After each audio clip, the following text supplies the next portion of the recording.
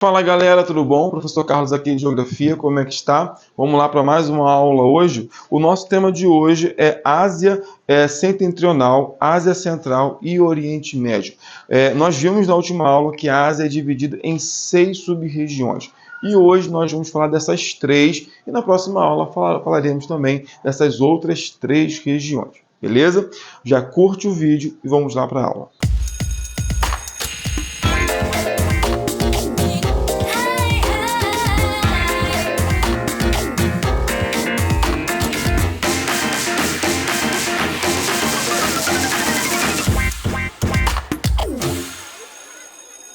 Bom, primeiro, Oriente Médio. O Oriente Médio, ele é muito conhecido. Não sei quando é que você vai estar vendo esse vídeo. Se você vai estar em casa, se você vai estar na rua, mas se você abrir agora, exatamente, qualquer jornal, assim, um grande jornal, né? Você vai ler alguma mensagem sobre o Oriente Médio. Por quê? Essa região está sempre em evidência. Nós vamos entender o porquê. Mas, primeiramente, perceba que o Oriente Médio, ele é cercado pelo Mar Mediterrâneo, pelo Mar Negro, pelo Mar Cáspio, pelo Golfo Pérsico, pelo Mar Arábico e pelo Mar Vermelho. Isso mesmo, aquele que Moisés abriu quando bateu o cajado lá. E é até interessante que a conexão entre o Mar Mediterrâneo e o Mar Vermelho tem o Canal de Suez, a principal rota comercial do planeta hoje. Então nós percebemos que por aqui passam milhões de dólares diariamente ligando a Europa à Ásia. Essa região aqui serve como um atalho para as mercadorias que saem da Ásia e vão até a Europa. Para não ter que passar por toda a África, acaba cortando por essa região aqui.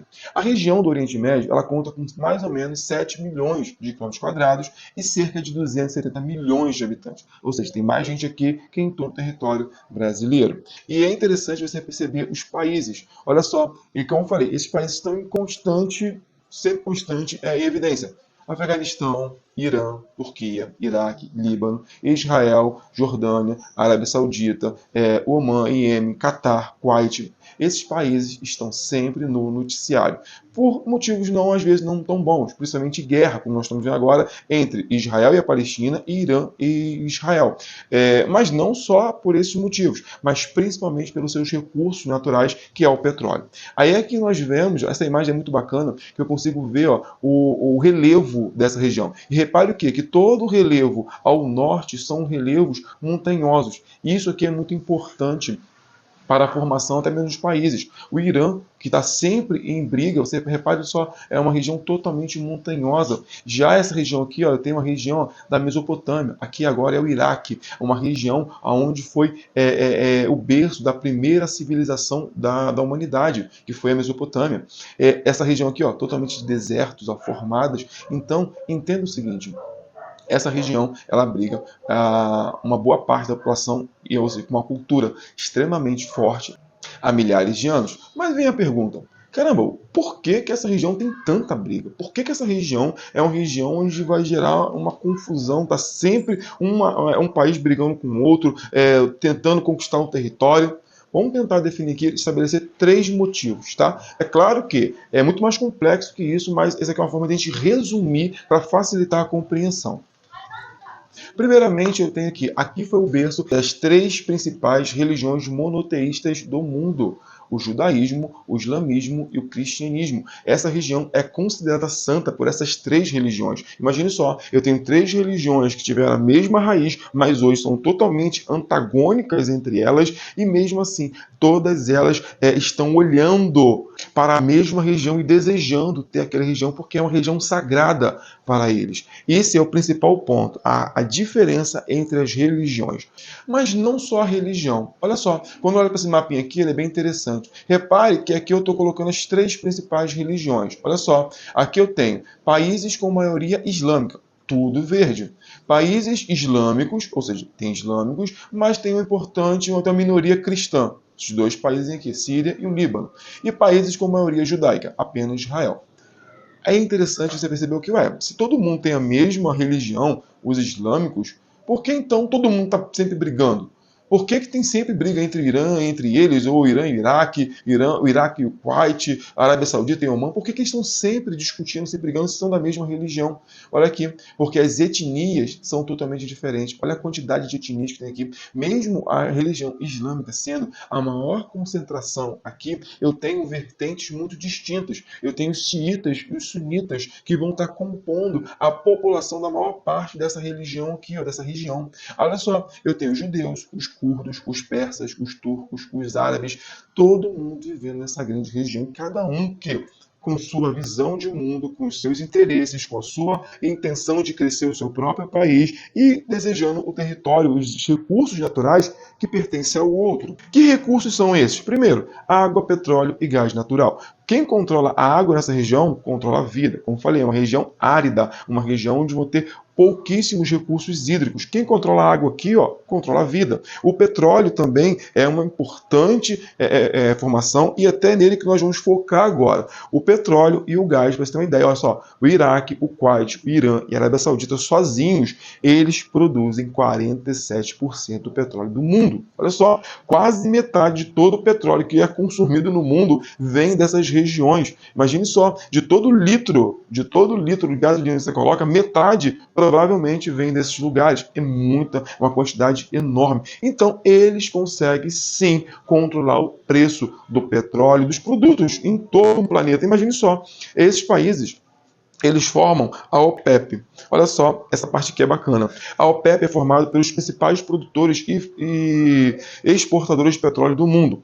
E a OPEP, ela controla o preço do petróleo. Caraca, olha só, uma decisão deles consegue controlar, consegue dizer se um produto vai aumentar aqui no Brasil ou não. Como? Olha só, digamos por algum motivo, o Irã, que está sempre constantemente ameaçando fechar o Golfo, nessa região aqui, fecha o Golfo. Essa região aqui, ó, só essa região aqui tem 38% do petróleo do mundo que é exportado para o mundo. Se eu fecho essa região aqui, ó, a região do Golfo, tudo aumenta. Porque se o barril do petróleo aumenta, a Petrobras ela precisa elevar os preços também, porque ela precisa acompanhar o preço lá de fora. Se ela compra mais caro, ela precisa vender mais caro.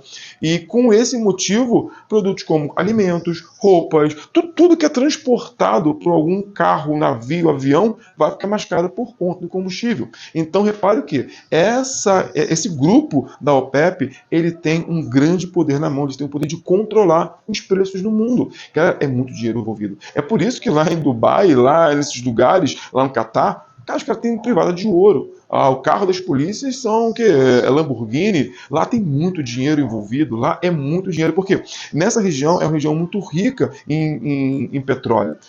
Tão rica que você consegue perfurar o chão, cavando com enxada, e você tem petróleo jorrando do subsolo. Aqui no Brasil, o petróleo é muito caro. Se a Petrobras precisa ir para o oceano, perfurar o espelho d'água, perfurar a rocha, perfurar a camada de sal, a camada pós-sal, e assim então encontrar petróleo. Olha a quantidade de esforço que é necessário. Agora lá não. O petróleo lá é centavos, é muito barato de produzir. E eles vendem muito caros. Por quê? Porque eles controlam o poder, eles podem fazer isso. E eles tanto podem quanto querem e fazem o valor do petróleo aumentar. Então, entenda o seguinte, esses três motivos, religião, etnias e recursos naturais, são os três principais motivos que existem tantos conflitos lá. Aqui eu vou passar por alguns mesmo, porque tem sempre conflitos nessas regiões. Caso você queira que eu faça um vídeo específico sobre os conflitos que lá do Oriente Médio, comente aqui, fale o que você quer, porque eu consigo produzir algo mais detalhado, porque cada guerra, cada conflito é bem extensa, tem os seus motivos, mas vamos aqui, os principais. E aqui está mais evidência hoje a guerra entre Israel e Palestina. Como se formou isso? Bom, todo mundo sabe que na Segunda Guerra Mundial o grupo dos judeus foram muito perseguidos, foram massacrados lá no Holocausto, esse momento negro que aconteceu na nossa história. Após a Segunda Guerra Mundial, a ONU olha e percebe que esse grupo, eles precisava, os grupos dos judeus, né, ele precisava ter uma terra só deles. Por quê? A perseguição acontecia porque os israelitas não tinham uma terra, não tinham um lar. Então a ONU olha para o mapa do globo e percebe que não tem espaço. E então eles têm a brilhante ideia de colocar eles lá na sua antiga terra, a terra no qual Deus tinha dado para Abraão, Isaac, Jacó, que era a terra de Jerusalém. É interessante a gente perceber o quê?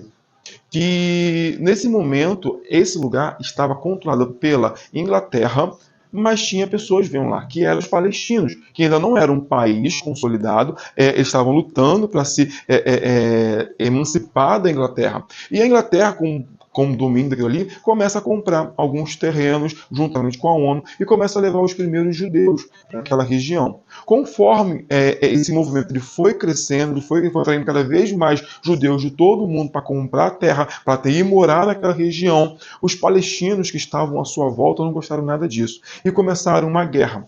Só que os Estados Unidos, a Inglaterra, a França sempre tiveram aliados aos israelitas, ao povo judeu. Então foram ajudar e não tinha como os palestinos lutarem contra essas três nações.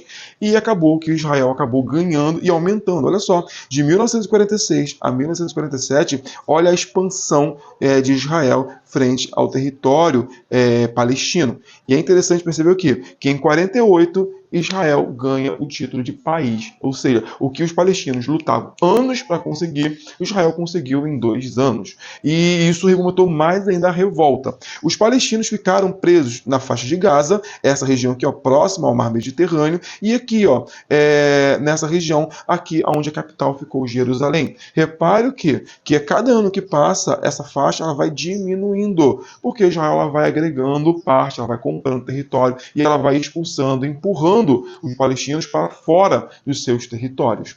Já a Ásia Setentrional. Bom, eu adoro essa imagem. Você repare aqui, ó, a dimensão, o tamanho da Rússia. Gente, a Rússia é muito grande, olha só. Ela vem dessa parte aqui e pega tudo isso aqui. Aqui eu tenho a Ásia Central, um pedacinho do Oriente Médio, aqui o Irã, ó, Israel. Mas repare só o tamanho da Rússia. É interessante perceber o quê? Que a Rússia é um país transcontinental, ou seja, ele está tanto presente na parte da Ásia quanto na Europa. Também tem a Turquia, que faz parte, é um país também transcontinental, e também o Egito. Mas é interessante perceber o quê? O tamanho. Repare nessa linha aqui, tá vendo? Essa linha aqui? Essa linha aqui são os Montes Urais. Lembra que nós falamos lá na aula de Europa? Então, aqui é a divisão entre Europa e Ásia. Bem bacana, né? Aí vem a primeira pergunta. Bom, nós vemos que a Ásia Setentrional é formada basicamente somente pela Rússia. E detalhe, é uma das maiores regiões que eu tenho aqui da Ásia. É muito grande. E é importante ver o quê? Que é a segunda pergunta que eu quero falar com vocês. A Rússia hoje tem um grande poder bélico? O que vocês acham? Uma guerra entre Brasil e Rússia, quem seria campeão? Você acha que o Brasil conseguiria lutar contra a Rússia? É interessante perceber o quê? O poder bélico hoje da Rússia não é tão avançado tecnologicamente. É um poder militar obsoleto já. Por quê? Porque se passaram muitos anos onde não há investimento massivo como era antigamente da União Soviética. Hoje a Rússia ela tem um poder bélico obsoleto. Só que tem o seguinte, ainda tem a bomba atômica. A Rússia hoje é o segundo país com maior quantidade de bomba atômica do mundo. E isso é muita coisa. Só essa imagem para a gente comparar o tamanho da bomba atômica. Olha só, essas aqui ó, foram as bombas de Hiroshima e Nagasaki. Essas foram bombas de Hiroshima e Nagasaki. Olha só, uma de 15 e outra de 21 megatons. O cogumelo que elas soltaram é mais ou menos o tamanho do Everest, muito grande, né? Muito alto. A França, em 1970, testou uma, olha só, de 1 megaton. Os Estados Unidos testou outra em 1951, de 15 megatons. E a Rússia testou essa aqui do Kizar, essa bomba H, com 50 megatons. Olha só o tamanho dela comparado com a de Hiroshima. Ela é 3.000 vezes maior do que a bomba de Hiroshima. É muito grande. E é interessante perceber o que? Cara, qual país que vai querer lutar contra um país que tem uma bomba dessa? Mesmo tendo um poder superior, ainda assim é uma bomba arrasadora. Qual país que vai querer ter uma bomba nuclear no seu território? Então é interessante a gente perceber o quê? Que a Rússia existe sim um poder bélico antigo, ultrapassado, mas um poder bélico destrutivo comparado com um dos outros. Mas a Rússia é um país de contraste. Olha só, que país bacana, país bonito. Esse aqui é Moscou, a capital. Tenho também essa região de contraste, olha só, a capital muito bem tecnológica, tudo, arquitetura muito bonita, e de outro um deserto branco formado. Por quê? A Rússia é esse país de contraste. Repare só, mesmo a Rússia sendo o maior país do mundo, ela não tem uma população que consiga espalhar por todo o território. A maior parte da população russa hoje está concentrada aqui, ó, nessa região da Europa. Isso aqui é a parte europeia, principalmente Moscou, isso é bem concentrado aqui, e a região ao sul, aqui, ó, da parte da asiática, a região sul da Rússia. Por quê? A região norte, como nós vimos aqui, ó, é formado basicamente por gelo. É um lugar inóspito, muito ruim de se viver. Aqui, pouquíssimas pessoas conseguem sobreviver a essa região por suas baixas temperaturas. Aqui, como eu falei com vocês, o poder bélico russo é um poder bélico muito grande, porém não tão já é um pouco ultrapassado comparado com os outros países. Sobre a Ásia Central. Bom, eu não vou me estender muito falando sobre a Ásia Central, porque, sinceramente, não tem muito o que falar sobre eles.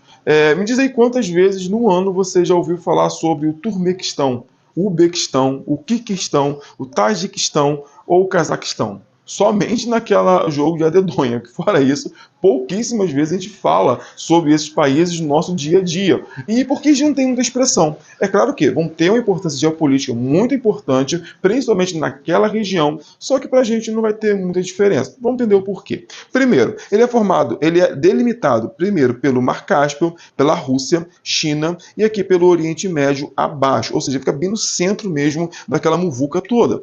E é interessante perceber o quê? Que aqui eu tenho grandes reservas de petróleo, mas principalmente urânio para se fazer energia nuclear. Olha só, tem muitas usinas nucleares. Como nós não temos aqui no Brasil muitas usinas nucleares, temos só Angra 1 e Angra 2, para a gente ficar até um pouco distante, mas para lá, como não tem grandes rios volumosos para fazer hidrelétricas, eles precisam investir em usinas nucleares. E é interessante perceber o quê? Eles têm essas reservas de urânio. Mas o que isso tem a ver? Guarda um pouquinho aí. Vamos falar um pouquinho aqui sobre o relevo e sobre o clima. Olha só, relevo é um relevo montanhoso, um relevo de grandes altitudes, onde eu vou ter o clima predominantemente árido e semiárido em toda a região.